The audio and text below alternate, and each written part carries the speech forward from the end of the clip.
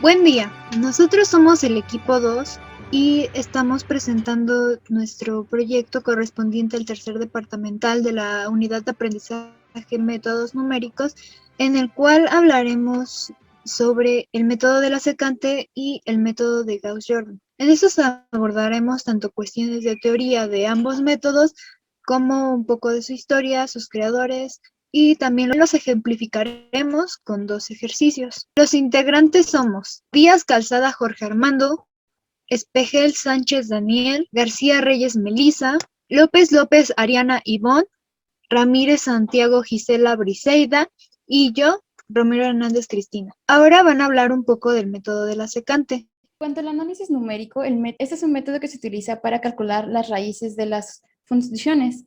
Esto se hace de una forma iterativa. Bueno, y ahora que hablamos de las raíces, ¿qué es una raíz? Bueno, es aquel valor de la variable independiente que por lo general es x, que al evaluarlo en la función nos dé 0. Ese también lo podemos encontrar de una forma gráfica al observar la gráfica de la función. En esta ocasión tenemos la función x al cuadrado menos 2x menos 8. Y podemos ver que sus raíces son menos 2 y 4, debido a que la función intersecta al eje de las x en esos puntos. Bien, en cuanto al cálculo de las raíces pasa algo muy interesante. Solamente podemos calcular esas raíces de ecuaciones de grado 4 utilizando fórmulas que ya se han establecido previamente. Sin embargo, cuando se quieren calcular las raíces de una función de grado 5, por ejemplo, ya no es posible encontrar una fórmula para poder realizarlo. Y esto, bueno, en 1893, Henrik Abel comprobó que es imposible resolver por radicales la ecuación general de grado mayor a 4. Bueno, él dice que el grupo de Galois de una ecuación cualquiera de grado 5 o mayor no es resoluble. Bueno, el grupo de los Galois es una estructura algebraica que cumple ciertas propiedades. En este caso es el de no ser resoluble. Eso también se menciona en el teorema de Abel-Ruffini, que se le conoce como teorema de imposibilidad de Abel. Bueno, como no podemos pensar en tener una fórmula general para calcular las raíces de los polinomios mayores a 5, es que se necesita utilizar un método numérico, pues estos nos ayudan a resolver problemas complejos empleando operaciones básicas. Y en este caso, el método de la secante nos ayudará a aproximar las raíces de la función. Bien, ahora hablemos un poco de la historia. Pues el método de la secante se dice que parte del método de Newton. Esto al emplear una aproximación de diferencias finitas de la derivada. Sin embargo, también es posible rastrear su origen desde más de 3000 años antes del método de Newton. Este es un caso especial de este método y se le denominó por primera vez regla de la doble posición falsa y se encontraban en las tablillas de arcilla babilónicas del siglo XVIII a.C. Esta fue la primera versión primitiva de este método y se aplicó a una ecuación lineal. Este problema fue descrito de una forma escrita debido a que en ese entonces aún no se descubría el álgebra. También tenemos una clasificación de los métodos para obtener la raíz de la función. Estos son los siguientes. Métodos cerrados son en los cuales se necesitan de dos valores iniciales para poder calcular la raíz. Y dentro de estos valores se debe de encerrar a la raíz. Tenemos el método gráfico, que este consiste en encontrar la raíz por medio de la observación de la gráfica de la función. En cuanto a los métodos abiertos, se requiere de un valor inicial o de un par de ellos, pero dentro de estos no necesariamente se debe de encerrar la raíz. El método de Newton-Raphson y de la secante se encuentran dentro de los métodos abiertos. Bien, ahora hablemos un poco del método de Newton-Raphson, que es el que se basa un poco el de la secante. Bien, dentro de los pasos que tenemos para realizar este método es comprobar que f evaluado en A por f evaluado en B sea menor que 0. Segundo, tenemos que comprobar que la primera derivada de la función no se anule en el intervalo AB. Tercero, debemos de comprobar que la segunda derivada de la función no cambia de signo en el intervalo AB y debemos de hallar su signo. Esto va a ser muy importante porque este será el que se tomará como el valor inicial. Si el signo de la segunda derivada de la función es igual al signo de la función evaluada en A, entonces este se tomará, A se tomará como el valor inicial. En cambio, si el signo de la segunda derivada de la función es igual al signo de la función evaluada en B, entonces el valor inicial que se tomará será B. Para calcular las raíces se utilizará la siguiente fórmula, que es xn más 1 va a ser igual a xn menos la función evaluada en xn dividida sobre la primera derivada de la función evaluada en xn. Bien, y bueno, en cuanto al método Newton-Raphson, se puede saber que hay una guerra porque no se sabe quién en sí fue el que creó este método. Se dicen que fue Newton el que le robó el método a Raphson, pero ¿qué tanto esto es cierto? Bueno, cabe mencionar que hay una escena en la película 21 Blackjack en la que se hace referencia a esto, pero en sí, ¿quién fue el que lo creó entonces?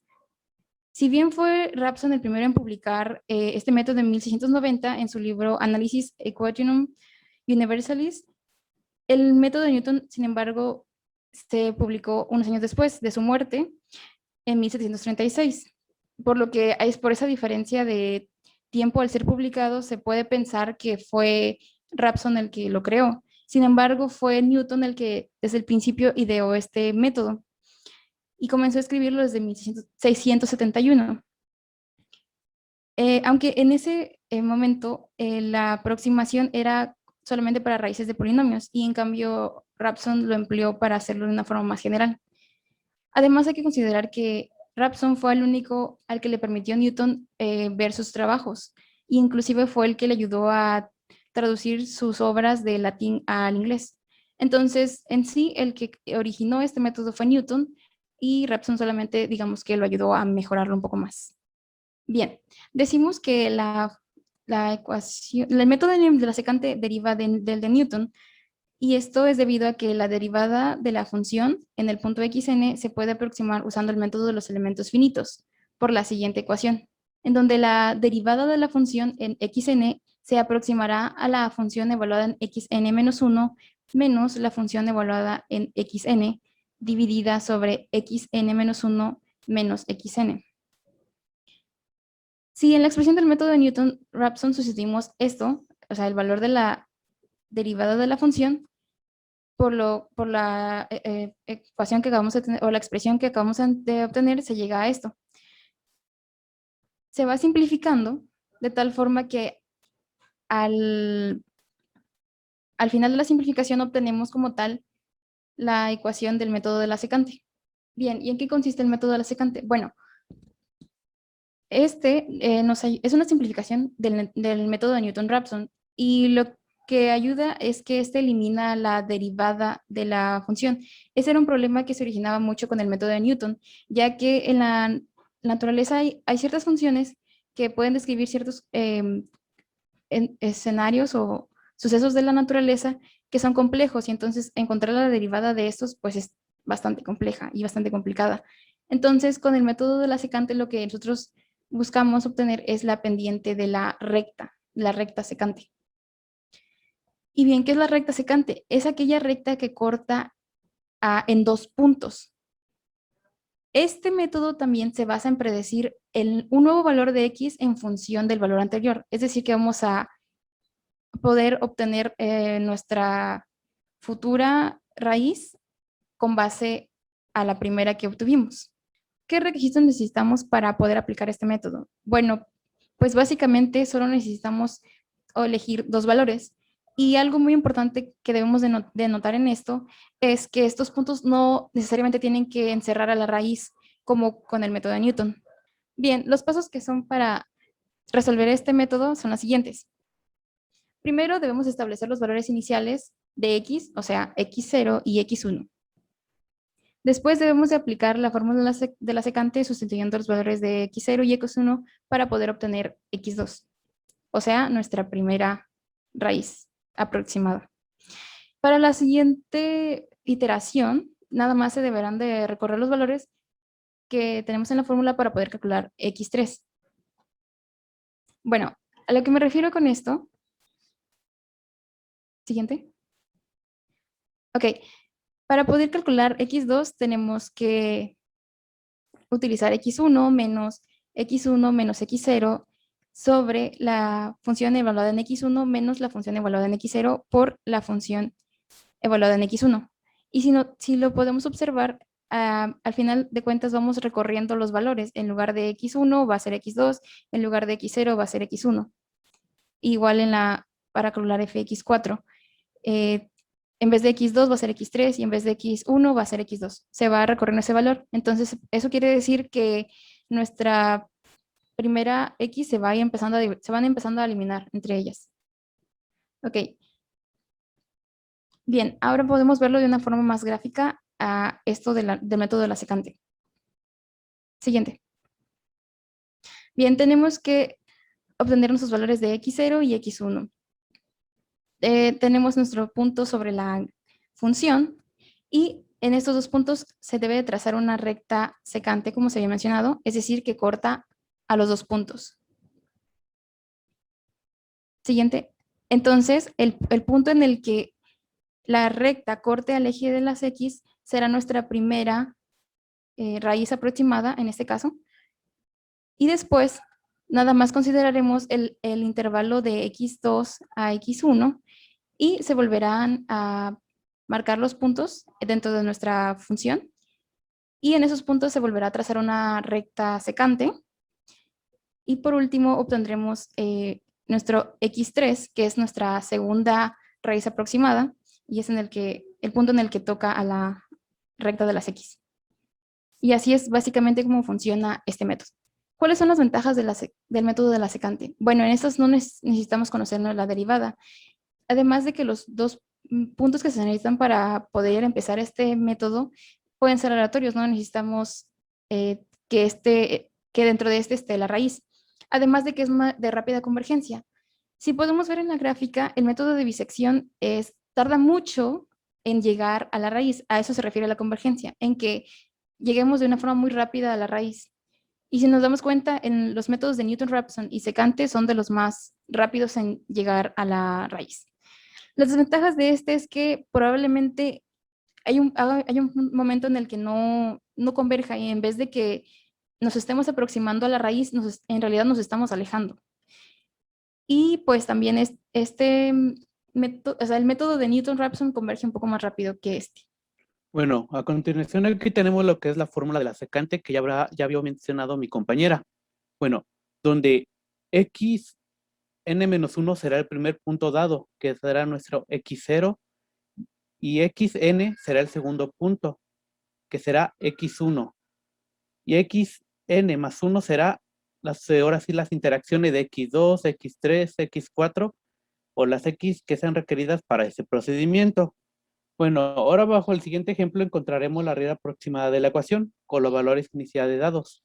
La función es x menos seno de x menos 5. x0 será 4 y x1 será 4.2. Estos serían nuestros intervalos con los que iniciaremos con este procedimiento. Bueno, en la primera iteración vamos a obtener lo que es x2. ¿Y esto cómo lo vamos a encontrar? Bueno, vamos a tomar el valor de x0 y vamos a aplicarlo en la función original, que en este caso quedaría de la siguiente forma, que sería 4 menos seno de 4 menos 5, lo que nos da un resultado de menos 0.24, 319, etcétera, etcétera. Y luego nos da, aplicando el valor de x1 igual a la función, nos quedaría de 4.2 menos el seno de 4.2 menos 5. Y esto nos da un resultado de 0.0715, etcétera. Ya teniendo los valores, vamos a sustituirlo en la fórmula. Ya sustituyéndolo en la fórmula nos quedaría el valor de x2, que valdría 4.15452. Bueno, para conseguir la segunda iteración, que sería para obtener x3, vamos a bajar de nivel lo que es en los intervalos. Por ejemplo, ahora en este caso sería x2 y x1. Bueno, ya conocemos el valor de x1. Ahora vamos a sustituir el valor de x2 en la función original, lo que nos da un resultado de 0.002908, etcétera. Bueno, ya teniendo otra vez los valores de los intervalos y los valores en total vamos a sustituirlos otra vez en la fórmula, lo que nos daría en general, lo que nos daría como resultado 4.15259. Bueno, el error aproximado se calcula con el valor actual menos el valor anterior. Entonces, como nuestro error aproximado actual es 4.15.259 menos 4.15.452, nos da un total de 0.0193. Ese sería nuestro error aproximado. En la tercera iteración vamos a obtener x4, en donde tenemos x2 como 4.15.452 y x3 como 4.15.259. Entonces, posteriormente vamos a sacar f de x2 y f de x3 con la ecuación inicial, que es x menos el seno de x menos 5. Entonces, al sustituir 4.15.452 en la ecuación, da 0.002908. El resultado de f de x3 es menos 3.91 por 10 a la menos 5. Bueno, sustituyéndolo en la fórmula, el resultado de x4 da 4.15.262. Entonces, vamos a calcular el error aproximado, restando el valor absoluto actual menos el valor anterior. Entonces, este nos da un error aproximado de 3 por 10 a la menos 5. Bueno, en esta gráfica podemos observar la ecuación inicial, ¿no? Entonces, podemos observar los puntos de 4, 4.2, en donde podemos encontrar la raíz aproximada. Bueno, la raíz aproximada es de 4.15.262 en 3 iteraciones, que como ya lo había dicho, un error aproximado de 3 por 10 a la menos 5. Bueno, pues yo les voy a hablar acerca del método de Gauss-Jordan. Les voy a hablar primero sobre nuestros dos personajes, que es Carl Friedrich Gauss y Wilhelm Jordan. Carl Friedrich Gauss fue un matemático, astrónomo, geodesta y físico alemán, que por muchos años fue considerado el príncipe de los matemáticos y también el matemático más grande desde la antigüedad. Y bueno, como una pequeña introducción, el método de Gauss-Jordan se estudia en los cursos de álgebra elemental, superior o lineal. Este método consiste en que nosotros tengamos nuestro sistema de ecuaciones donde vamos a agarrar solamente los coeficientes y los vamos a transformar en una matriz aumentada. Después, esta matriz aumentada la vamos a transformar en una matriz de identidad a partir del uso de las operaciones básicas, que son la multiplicación, la división, la suma y la resta. Unas pequeñas recomendaciones que se suelen hacer para este método es que si vamos a utilizar la división, tenemos que dividirlo entre el mismo número al que vamos a dividir. Y si vamos a ocupar una multiplicación, va a ser multiplicado por sí mismo, pero con un signo diferente.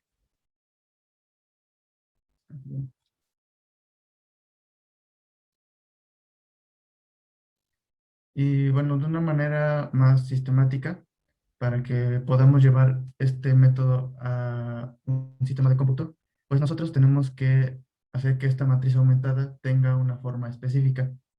Tiene que ser de forma cuadrada, ya sea de 3 por 3, 4 por 4, para que el sistema lo pueda leer correctamente y así nos dé nuestra solución.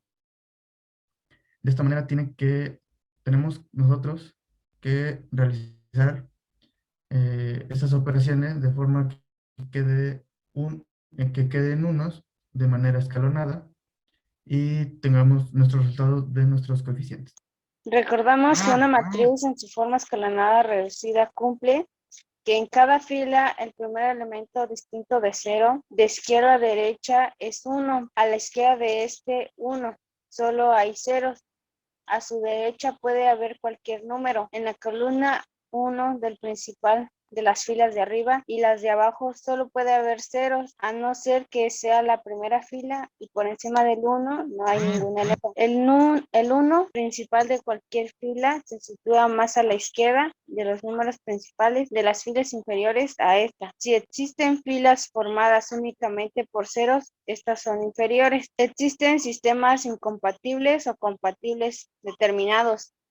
El sistema es incompatible. Al aplicar Gauss-Jordan, obtenemos una matriz que tiene en alguna fila el 1 principal situado en la columna de los términos independientes. Esto es equivalente a decir que 0 es igual a 1, que es absurdo. Si el sistema es compatible indeterminado, existen infinitas soluciones. Escribiremos las soluciones en función de parámetros. Cabe mencionar que este método utiliza el teorema fundamental de equivalencia, el cual dice, si en un sistema de ecuaciones se cambia una ecuación por otra, que es combinación lineal de ella y de las restas, siempre que el coeficiente de la ecuación sustituida sea distinto de 0, se obtiene otro sistema que es equivalente al primero. Bueno, para resolver un sistema de ecuaciones lineales de 3×3, es decir, ecuaciones con 3 incógnitas, utilizando el método de Gauss-Jordan, hay que verificar que las ecuaciones estén organizadas de la siguiente forma. En hilera con los que tienen la misma variable, como se muestra en la imagen. También podemos resolver de 4 ecuaciones con 3 incógnitas, 2 ecuaciones con 2 incógnitas, pero las únicas que no se pueden resolver es cuando son 4 ecuaciones y queremos encontrar 2 incógnitas. Tienen que ser del mismo valor. Si son de 3, tienen que ser de 4×4, de 2×2, pero no pueden ser de 3×2 o 3×4. Para ello debemos tomar los coeficientes de cada una de las variables y acomodarlos. Así es como se obtiene la matriz aumentada y los debemos acomodar. Las A con las A, las B con las B, las C con las C y las D con las D. Después de eso debemos transformar la matriz aumentada a una matriz de identidad, la cual tiene la siguiente forma, donde los valores de D1 van a ser el valor de X, D2 va a tomar el valor de Y y D3 va a ser el valor de Z. Para tener una mayor comprensión del método de Gauss-Jordan, vamos a realizar un ejemplo con un ejercicio explicado, donde debemos encontrar los valores de X, Y y Z en el siguiente sistema de ecuaciones. Este es nuestro sistema de ecuaciones. Como podemos ver, es un sistema donde hay 3 incógnitas y 3 ecuaciones. El primer paso para darle resolución y encontrar el valor de las variables de nuestro sistema de ecuaciones es realizar una matriz aumentada. ¿Y cómo se realiza esto? Pues ya lo habían mis compañeros. Debemos tomar los coeficientes de cada una de las literales de nuestro sistema de ecuaciones y acomodarlos por columnas, lo que hace que en esta primera columna se encuentren los coeficientes de las X, en esta se encuentren los coeficientes de las Y, en esta se encuentran los coeficientes de las Z y la cuarta columna, como se puede observar, no tiene ningún cambio. A subíndice 1 es igual a 2. Pero como sabemos, en la estructura de nuestra matriz de identidad debe ser que los valores de la diagonal principal deben ser igual a 1. Por lo tanto, A subíndice 1 debe ser igual a 1. Por lo tanto, vamos a dividir toda la fila 1 entre 2 para que A subíndice 1 obtenga el valor de 1. Aquí está realizada nuestra operación aritmética. Por lo tanto, ya tenemos que A subíndice 1 vale 1, que B subíndice 1 vale menos 4.5 porque se dividió entre 2, C subíndice 1 vale 2.5 porque de la misma manera 5 se dividió entre 2 y D subíndice 1 vale 3 ya que 6 se dividió entre 2. El resto de la matriz no se modifica, ya que por el momento no es necesario. Se deben obtener los dos ceros de la primera columna de la matriz de identidad. Para esto hay que obtener el producto de los opuestos de dichos coeficientes. Estos coeficientes vendrían siendo 4 y 5, por lo cual los opuestos de estos coeficientes vendrían siendo menos 4 y menos 5. Estos deben ser multiplicados por R subíndice 1 y sumar a R subíndice 2 y R subíndice 3 respectivamente. Aquí están expresadas las operaciones aritméticas a realizar. Como podemos ver, los valores de R subíndice 1 o el renglón 1 van a ser multiplicados por menos 4 y a este valor obtenido se le va a sumar los valores de R subíndice 2. Lo mismo vamos a hacer con R subíndice 3 o el renglón 3, ya que R subíndice 1 va a ser multiplicado por menos 5 y esto va a ser sumado a los valores de R subíndice 3, lo cual, ya realizando todas estas operaciones aritméticas, vendría dando estos resultados, donde podemos ver que estas operaciones efectivamente nos dieron como resultado los dos ceros de la primera columna de nuestra matriz de identidad, y realizando estas operaciones aritméticas obtenemos estos resultados en el resto de la matriz. Como ya hemos mencionado, los valores de la diagonal principal deben ser igual a 1. Por lo tanto, B subíndice 2 debe ser igual a 1. Pero en el resultado, B subíndice 2 es igual a 20. Para obtener la matriz de identidad, B subíndice 2 debe ser igual a 1. Por lo tanto, vamos a dividir toda la fila 2 entre 20. Esto nos da como resultado que B subíndice 2 efectivamente ya tiene un valor de 1. Al dividir C subíndice 2 entre 20 nos da menos 0.6, y al dividir D subíndice 2 entre 20 nos da menos 0.4. El resto de los valores de la matriz no se modifican por el momento. Se deben obtener los dos ceros de la segunda columna de la matriz de identidad. Para esto hay que obtener el producto de los opuestos de dichos coeficientes. Estos coeficientes que estamos mencionando vendrían siendo menos 4.5 y 26.5. Los opuestos de estos coeficientes serían entonces 4.5 y menos 26.5. Estos deben ser multiplicados por R subíndice 2 o el renglón 2 y sumar a R subíndice 1 y R subíndice 3 respectivamente. Aquí ya tenemos expresadas las operaciones aritméticas a realizar. Como vemos, R subíndice 2 vendría siendo ahora nuestro pivote. Entonces, para nuestro renglón 1, las operaciones que realizaremos serán los valores de R subíndice 2 por 0.5 más los valores de R subíndice 1. Y para R subíndice 3 o el renglón 3 vendría siendo los valores de R subíndice 2 por menos 26.5 más los valores de R subíndice 3. Una vez hechas estas operaciones aritméticas, obtenemos los ceros correspondientes a la segunda columna de nuestra matriz de identidad, que vendrían siendo estos dos, y realizando las operaciones en el resto de la matriz obtenemos estos resultados. En el resultado obtenido, C subíndice 3 es igual a 0.4, pero como ya hemos mencionado, para obtener la matriz de identidad, C subíndice 3 debe ser igual a 1. Por lo tanto, vamos a multiplicar toda la fila 3 por el inverso de 0.4. El inverso de 0.4 vendría siendo 2.5. Entonces, nuestra operación aritmética a realizar sería R subíndice 3 por 2.5. Nos da como resultado que al multiplicar 0.4 por 2.5 es igual a 1 y 3.6 por 2.5 es igual a 9. Se deben obtener los dos ceros de la tercera columna de nuestra matriz de identidad. Para esto hay que obtener el producto de los opuestos de dichos coeficientes. Estos coeficientes vendrían siendo menos 0.2 y menos 0.6, y sus opuestos serían 0.2 y 0.6. Estos deben ser multiplicados por los valores de R subíndice 3 y sumar a los valores de R subíndice 1 y R subíndice 2 respectivamente. Aquí ya están expresadas las operaciones aritméticas a realizar.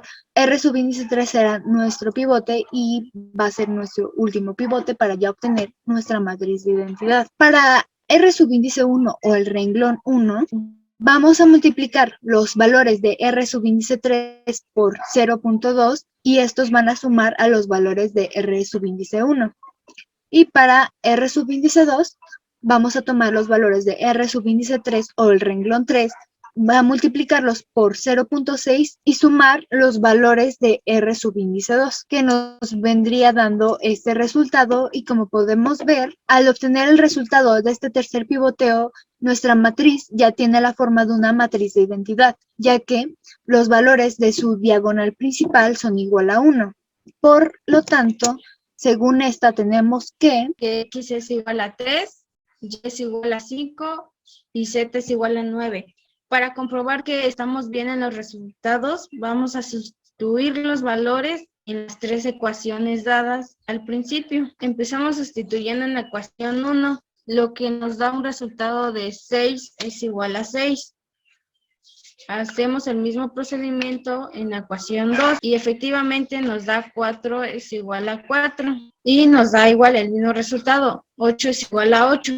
Esto quiere decir que nuestros valores de X, Y y Z son correctos.